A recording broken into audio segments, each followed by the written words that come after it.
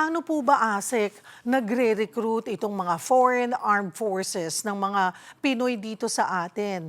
May mga kasabwat ba silang agency o mga Pinoy na illegal recruiter?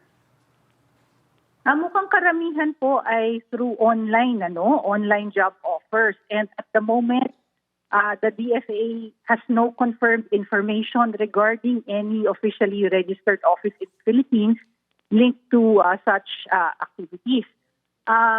But when we look at the aspect of recruitment, it's important also to note na this is a whole of government approach. Nabanggit ko nga kanina yung Interagency Council Against Trafficking.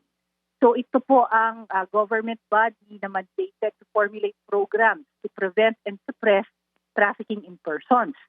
Ang head po ng IACAT ay ang DOJ, kasama po dito kami, the DFA, TMW, pati ang Bureau of Immigration, NBI, PNP at iba pang ahensya ng pamahalaan. Because prevention of illegal recruitment and trafficking in persons requires a whole of government approach. Bakit daw ho kaya? Magkano ba ang inaalok na sahod, ASEC, at kumakagat ang ating mga kababayan dito sa pagre-recruit sa kanila? Iba-iba po yung claims, mga ilang libo po yan, malalaking halaga. But again, this is being investigated by IACAT. May datos na ba ang DFA kung ilang Pinoy ngayon ang na-scam at na-deploy dito po sa mga foreign armed conflicts? Sa kasalukuyan, wala po tayong tiyak na bilang, but ang DFA ay mayroong 5 active requests for assistance involving Filipinos fighting in this conflict. Hindi po namin mabibigay ang kanilang pangalan at mga detalye at the request of their family. This is insight kay Mr. Gumangan. Similar sa sitwasyon po ni Raymond.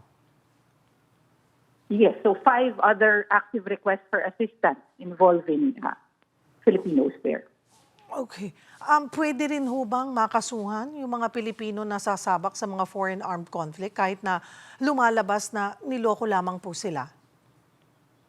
We're at the moment, we cannot really say, because we don't have complete information, hindi po namin masasabi kung sila ay magkakaroon ng legal consequences o mawawala ng Philippine citizenship.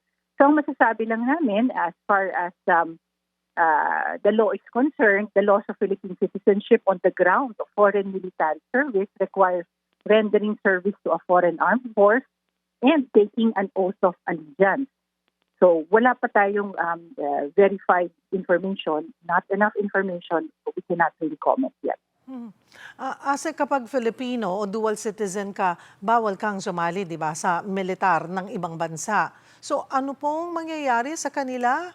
Marirevoke ba yung citizenship nila? Or katulad nga po nito ay iba yung sitwasyon Parang naloko po sila Kaya nga po, hindi pa kami nagsasabi ng anything definite about it. We cannot say with certainty we are assisting him because we have no proof at the moment. We don't have all the full information na fulfill yung requirements ng batas tungkol sa loss of Philippine citizenship.